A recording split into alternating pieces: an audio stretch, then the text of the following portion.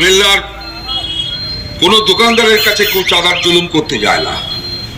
বাৎসরিক চাঁদার জন্য ওই রামবাবু শ্যামবাবু ঝান্ডা কাঁধে ব্যাগ ঝুলিয়ে কেউ যায় না।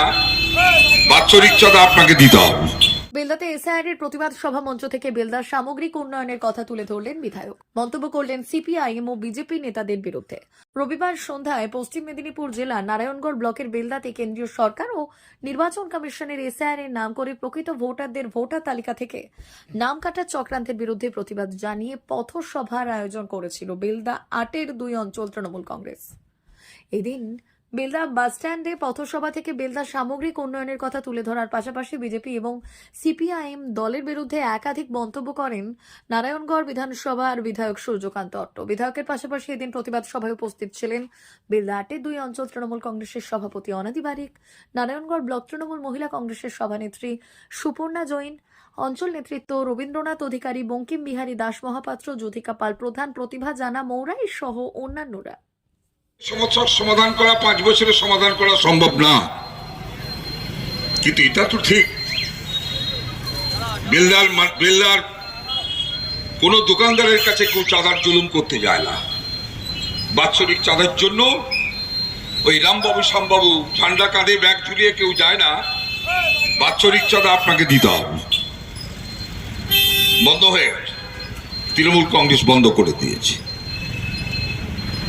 বেলদার মানুষকে কাউকে লাইনে দাঁড়িয়ে বাছাই করে সিপিএম যেমন একটা ত্রিপাল পেতে গেলে পার্টির লোক ছাড়া হতো না, আজকে সরকারি প্রকল্প যতগুলো আছে সমস্ত প্রকল্প ধনী গরিব সবার জন্য সমানভাবে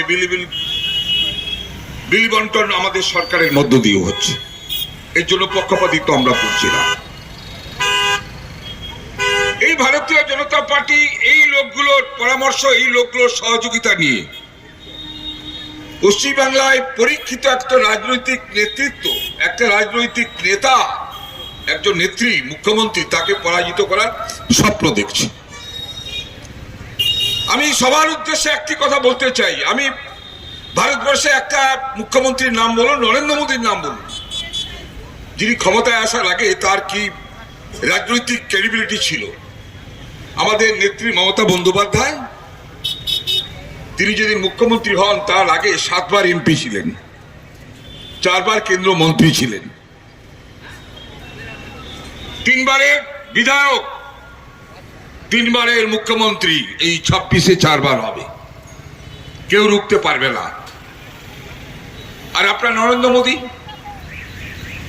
যাকে আপনারা বাপ ডেকেছেন, যাকে আপনারা আত্মীয় মনে করেছেন, যার মাধ্যমে বলছেন বাংলাকে আপনাদের শাসনে রাখবেন, আপনার নরেন্দ্র মোদী কি ছিল? গুজরাটের আরএসএস থেকে যাওয়া একজন বিধায়ককে ভোটে দাঁড়ালেন, আরএসএস বলল আমাদের আরএসএস এর কট্টরপন্থী নরেন্দ্র, ওকে এমএলএ করো। তারপরে তিনি মুখ্যমন্ত্রী হলেন। রাজনীতি কি ছিল? কোন আরএসএস? কোন আরএসএস এর কথা আমরা বলছি? আরএসএস এর চরিত্র কি, কি তাদের ইতিহাস? ভারত যেদিন স্বাধীনতার লড়াই চলে, মহাত্মা গান্ধী, সুভাষচন্দ্র বোস, মহাত্মা গান্ধী যেদিন অসহযোগ আন্দোলন করছেন, মুচলেখা দিয়ে আরএসএস থেকে চিঠি লেখা হচ্ছে ব্রিটিশকে, এদেরকে দমন করুন, নেতাজিকে গ্রেফতার করুন। কে বলছে? এই আরএসএস। নেতাজির বিরুদ্ধে বিষোদ্গার করেছিলেন বিজেপি তৎকালীন আরএসএস এর লোকেরা। তারা বিশ্বাস করছিলেন না নেতাজি হতে পারে না, নেতাজির নেতৃত্ব তারা মানবে না। তাদের উদ্দেশ্য কি ছিল? তারা উদ্দেশ্য করে তাদের বক্তব্য একটাই, ভারত হিন্দু মুসলিম ভাগ হোক, ভারতবর্ষের নাম হিন্দুস্তান হোক, এখানে হিন্দুরা শুধু থাকবে, অন্য কেউ থাকবে না। এটা যখন হলো না, এটা হতো না, যখন সংবিধান রচিত হচ্ছে, বি.আর. আম্বেদকরের নেতৃত্বে যখন সংবিধান রচিত হচ্ছে, কোন জাতের কোন মানুষকে নিয়ে সংবিধান হবে, এবং ভারতবর্ষ হিন্দুস্তান বলা হবে না সার্বভৌমত্ব একটি সেকুলার রাষ্ট্র হবে। আরএসএস শ্যামাপ্রসাদ মুখার্জি থেকে সবাই বলেছিলেন না, হিন্দু রাষ্ট্র লেখাও, সেকুলার লেখা যাবে না। আমাদের ভারতবর্ষের প্রথম যারা আদিবাসী মানুষেরা বলল, এই ভারতে যদি প্রথম কেউ থাকে তা আমরা আছি, আপনারা নয়,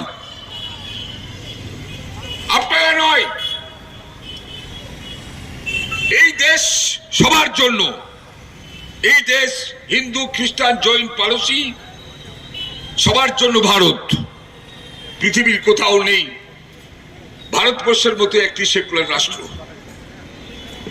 আজকে আমাদের দেশ 47-এর পর থেকে দেশ পরিচালিত হয়।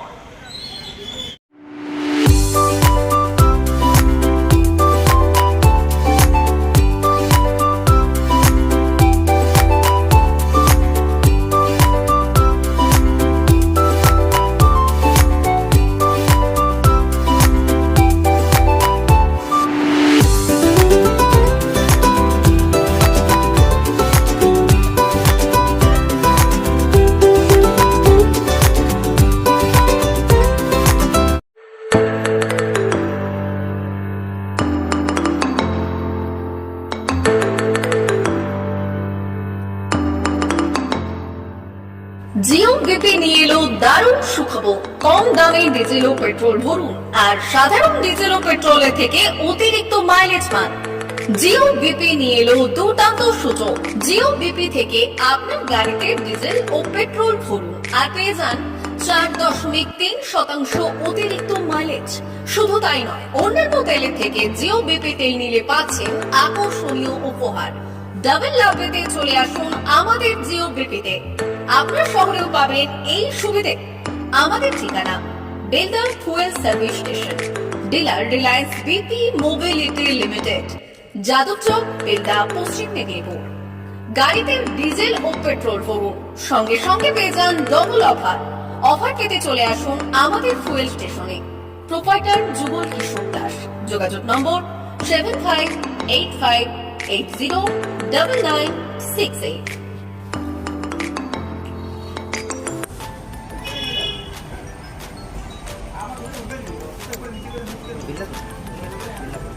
একটু মোবাইল নাম্বারটা বলুন। আমাদের এখানে এখন ওই স্মাইলি অফার চলছে, তো আপনি 1 লিটারে যখন 1 লিটারের উপর তেল নেবেন, 1 লিটারে একটা করে স্মাইলি পাবেন। একটা করে স্মাইলি মানে হচ্ছে আপনি 25 পয়সা পাবেন। এটা আপনি যদি এখন 3 বছর আছে, তখন যখনই তেল ভরবে তো আপনি মোবাইল নাম্বারটা এন্ট্রি করবেন 700114044 আমাদের মোবাইল নাম্বার এন্ট্রি করা হবে। ওটা আপনার যে মোবাইল নাম্বারটা দিচ্ছেন ওতে আপনার টাকাগুলো সবাই স্মাইলি জমা হবে। যখন আপনি ওটা কিছু একটা অ্যামাউন্ট ব্যালেন্স হয়ে গেলে আপনি ওটা রেডিং করতে পারবেন। আর আমাদের এখানে জলের ব্যবস্থা আছে, বাথরুম আছে ওই সাইডে, তো আপনি এগুলো ইউজ করতে পারেন।